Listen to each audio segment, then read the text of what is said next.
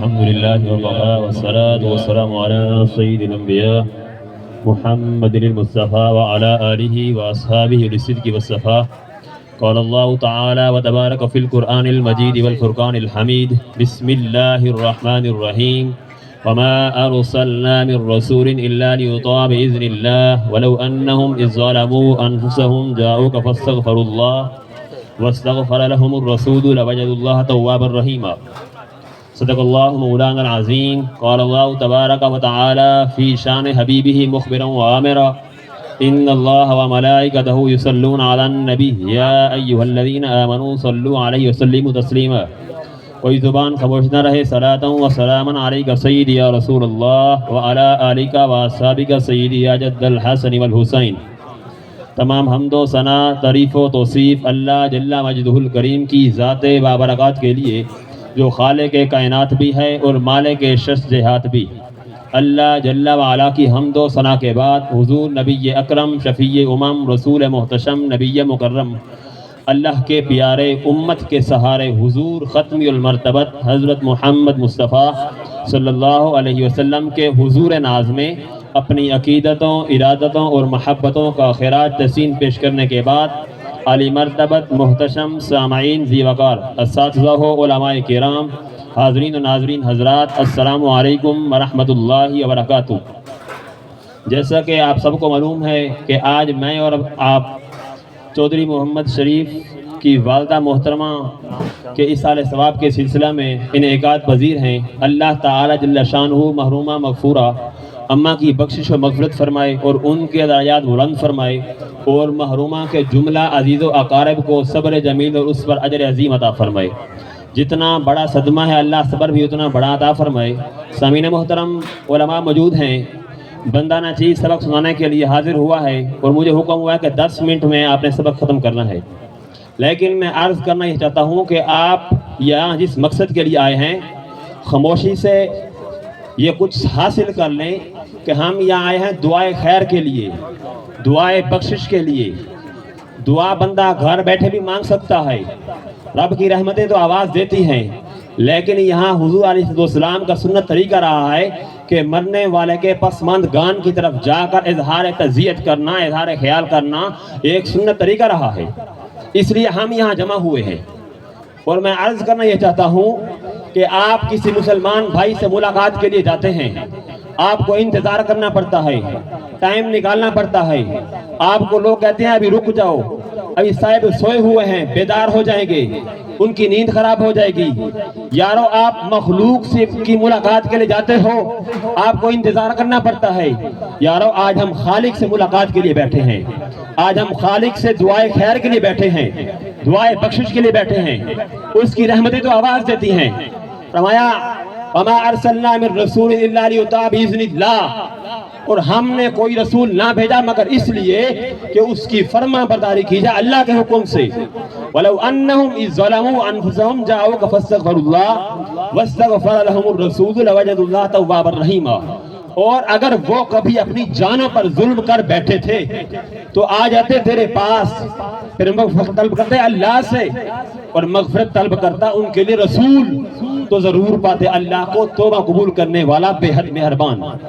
یعنی ارشاد ہوتا ہے کہ فاسق و فاجر, گناہگار و بدکار, اپنی جانوں پر ظلم کرنے والا کاش اے محبوب تیری بارگاہ میں آ جاتے, اپنے کیے پر نادم, اپنی بد اعمالی پر شرمندہ, تیری بارگاہ میں آ کر وہ مجھ سے مغفرت طلب کرتے.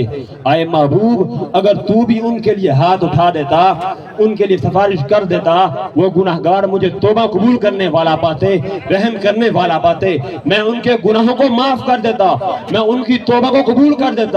سامعین محترم یہاں پر 4 باتیں کہی گئی ہیں. پہلی بات یہ خطاکار و گناہگار تمام حضور کے پاس آئیں.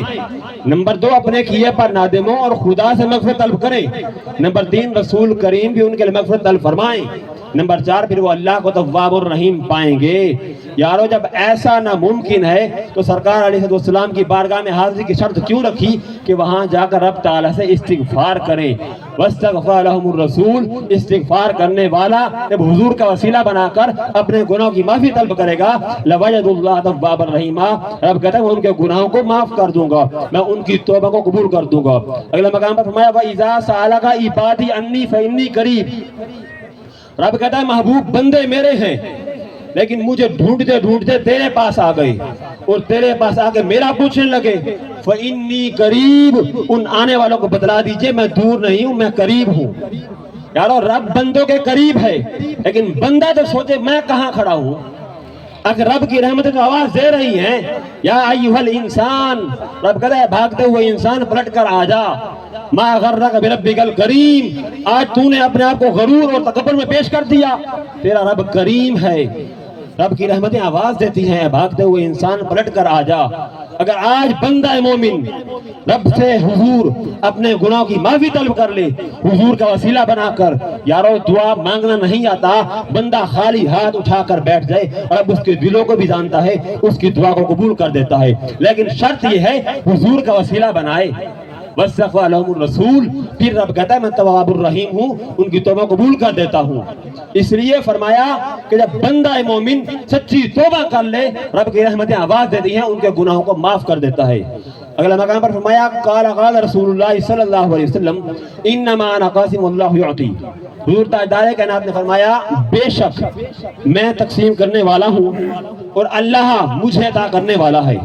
اب آپ ذی وقار اس حدیث مبارکہ سے پتہ چلا کہ رب کائنات نے اپنے حبیب کو تقسیم کرنے والا فرما کر یہ بتا دیا کہ اے لوگوں، اگر کوئی حسن خلق چاہتا ہے تو در مصطفیٰ پہ آئے، عطا رب کرتا ہے، تقسیم مصطفیٰ کرتے ہیں۔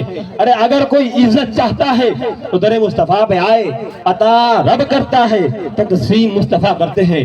ارے اگر کوئی توبہ کی قبولیت چاہتا ہے تو در مصطفیٰ پہ آئے، توبہ قبول رب کرتا ہے لیکن مصطفیٰ کے وسیلے سے کرتا ہے۔ ہمارے امام نے یہاں پر کیا خوب کہا تھا، فرمایا کہ با خدا خدا کا یہی حضر، نہیں اور کوئی مفر مکر، جو وہاں سے ہو وہ یہیں آ کر ہو، جو یہاں نہیں وہ وہاں نہیں۔ فرمایا وہی لامکاں کے مکی ہوئے، سر عرش تخت نشین ہوئے، یہ نبی ہے جس کے ہیں وہ مکان، وہ خدا ہے جس کا مکان نہیں۔ آج لوگ کہتے ہیں کہ دین پر چلنا بڑا مشکل ہے۔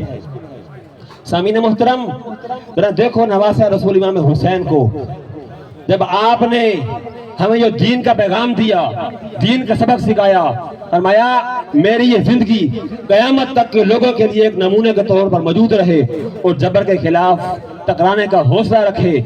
اور جب بدبخت یزید نے حسین علیہ السلام کو کہا کہ آپ میرے ہاتھ پر بیعت لو، آپ کہتے ہیں میرا سر کاٹ کے سکتا ہے لیکن جھکے گا تو اپنے مالک کے قدموں میں جھکے گا، یزید کے سامنے یہ سر جھک نہیں سکتا۔ لیکن آج ہم کہتے ہیں دین پر چلنا بڑا مشکل ہے، لیکن آپ نے کہا اللہم رضن بقضائک وصبرا بلائک وصبرا علی بلائک تسلیما بعمرک سبحان ربی الاعلی۔ حسین ابری کہتے ہیں کہ مالک حسین تو سر کٹا کے بھی تیرے حضور حاضر ہے، تجھ پہ راضی ہے، میرے مالک تو بتا تو حسین پہ راضی ہوا ہے کہ نہیں۔ آواز آ رہی تھی اس پیاسے پر علی شیر خدا کو ناز ہے، اس نواسے پر محمد مصطفیٰ کو نار ہے۔ اور انہوں نے بھی سجدہ کیا پر اس کا عجب انداز ہے، اس نے وہ سجدہ کیا جس پہ خدا کو ناز ہے۔ رب تعالی ہم سب کو عمل کرنے کی توفیق عطا فرمائے۔ وما علی الا البلاغ۔ ذرا آواز بلند کیا دو سبحان اللہ،